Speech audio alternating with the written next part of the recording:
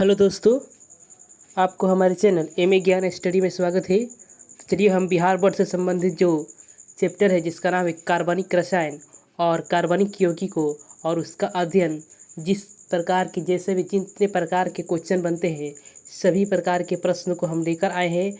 चाहे प्रश्न ऑब्जेक्टिव हो या सब्जेक्टिव हो, आप अगर इस वीडियो को देखते हैं लगातार जितने सारे इस टॉपिक पर जितने सारे वीडियो दिए जाएंगे उन सारे वीडियो को अगर आप देख लेते हैं तो आपका कार्बनिक रसायन का मैट्रिक के जो क्लास का कार्बनिक रसायन है पूरा टॉपिक क्लियर हो जाएगा और जितने सारे प्रश्न आपके एग्ज़ाम में बनेंगे सभी प्रश्न आप हल करने में सक्षम होंगे।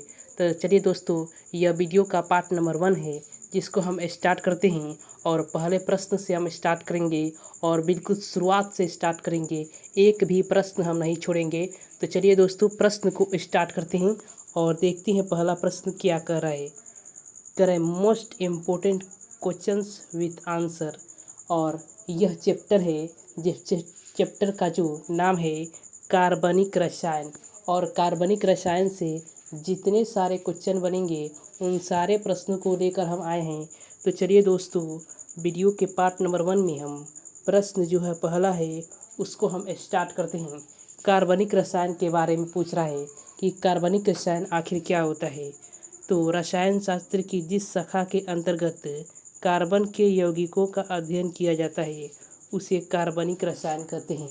आप समझेंगे कि रसायन शास्त्र के जिस शाखा यानी कौन सी शाखा है जिसके अंतर्गत कार्बनिक रसायन का अध्ययन किया जाता है, तो उसका नाम है कार्बनिक रसायन यानी कार्बनिक यौगिकों का अध्ययन किया जाता है। अब आइए अगले प्रश्न की तरफ चलते हैं। बहुत ही महत्वपूर्ण प्रश्न, ऑब्जेक्टिव भी सब्जेक्टिव भी इससे बनेंगे। जीवन शक्ति का सिद्धांत, सबसे पहले आपको ऑब्जेक्टिव के रूप में पूछेगा कि जीवन शक्ति के सिद्धांत का प्रतिपादन किसने किया। देखिए, यह हम बताने की कोशिश करेंगे। स्वीडन के रसायन शास्त्री बर्जीलियस ने 1815 ईस्वी में एक सिद्धांत का प्रतिपादन किया जिसे जीवन शक्ति का सिद्धांत कहते हैं। तो 1815 ईस्वी में इस सिद्धांत का प्रतिपादन स्वीडन के रहने वाले एक रसायन शास्त्री जिनका नाम है बर्जीलियस, इन्होंने इस सिद्धांत का प्रतिपादन कर दिया था। अब आइए इस सिद्धांत के अनुसार कुछ बातें हम जान लेते हैं।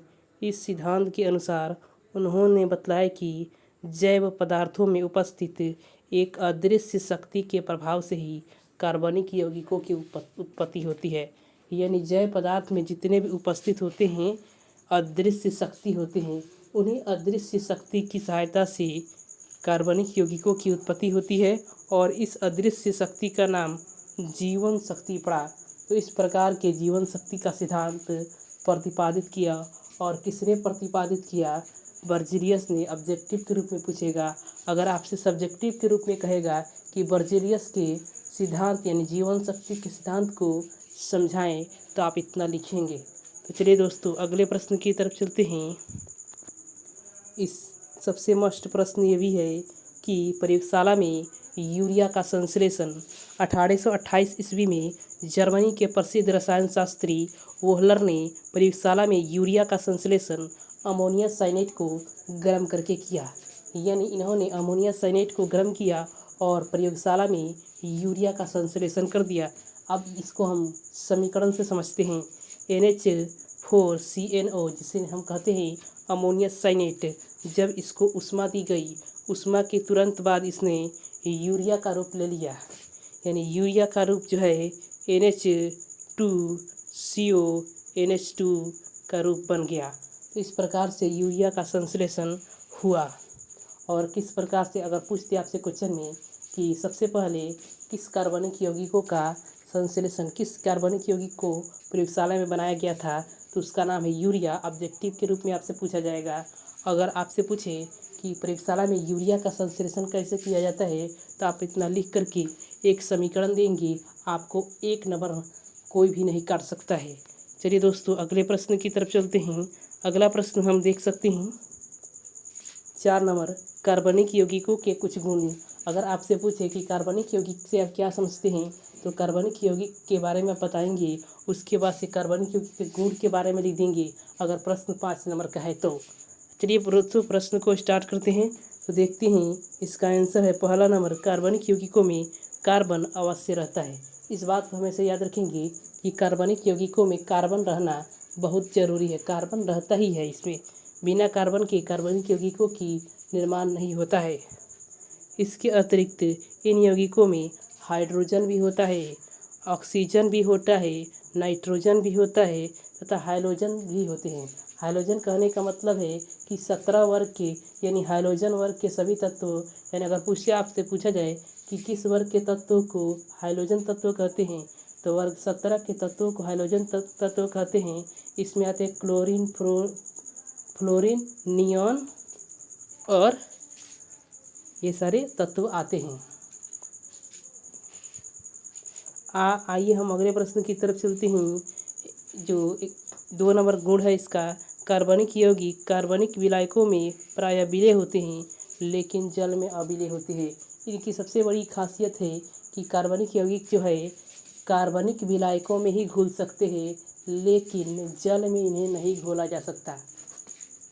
अगर आपसे ऑब्जेक्टिव के रूप में पूछा जाए कि कार्बनिक यौगिक होते हैं जल में विलय, कार्बनिक विलायकों में विलय, इनमें से कोई नहीं, तब इसका सही आंसर मारेंगे कार्बनिक विलायकों में विलय होते हैं। चलिए अगले जो गुण है इसमें चलते हैं। इनका द्रवणांक और क्वथनांक निम्न होता है, यानी इसका द्रवणांक और क्वथनांक जो होता है निम्न होता है, तो किसका? वो कार्बनिक यौगिक का। अब आते हैं, ये विलयन में आयन नहीं देते हैं, ये विलयन में आयन नहीं बनाते हैं। 5 नंबर गुण है, ये विद्युत के कुचालक होते हैं। अगर कोई कार्बनिक यौगिक आपसे लिख दिया जाए, जैसे कह दिया हीरा, विद्युत का क्या होता है? तो कुचालक होता है। इस बात को आप हमेशा याद रखेंगे कि जितने भी कार्बनिक यौगिक है वे सारे विद्युत के कुचालक होते हैं। अब आइए, ये यौगिक सहसंयोजक होते हैं। कार्बनिक यौगिकों की जो प्रकृति होती है वो सहसंयोजकता प्रवृत्ति के होते हैं और ये सहसंयोजक यौगिक होते हैं। अब आते हैं 7 नंबर, अधिकांश कार्बनिक यौगिक समयवता प्रदर्शित करते हैं। अधिकांश जो कार्बनिक यौगिक जो होते हैं वो समयवता प्रदर्शित करते हैं। आइए दोस्तों अगले प्रश्न की तरफ चलते हैं। अगला प्रश्न 5 नंबर जो प्रश्न कर रहे, कार्बनिक यौगिक के सूत्र व्यक्त करने की विधि। तो कार्बनिक यौगिकों के सूत्र व्यक्त करने की मुख्यतः 3 विधियाँ है। पहला विधि लुईस इलेक्ट्रॉन बिंदु संरचना, दूसरा विधि संरचना सूत्र और तीसरा विधि त्रिविम सूत्र। तो चलिए दोस्तों, यही हमारे प्रश्न, आज के प्रश्न समाप्त होते हैं। अगले वीडियो में पार्ट 2 के साथ मिलेंगे। इसी चैप्टर का नाम होगा कार्बनिक यौगिक और क्वेश्चन नंबर 6 से स्टार्ट करेंगे। 5 क्वेश्चन हो गया आज के इस वीडियो में और दूसरे वीडियो में हम आपको 6 नंबर क्वेश्चन से चलेंगे। तो चलिए दोस्तों, इस वीडियो को देखिए और अगले वीडियो का इंतज़ार कीजिए। आपका परीक्षा से पहले अगले वीडियो हम डाल देंगे। तो चलिए दोस्तों, धन्यवाद।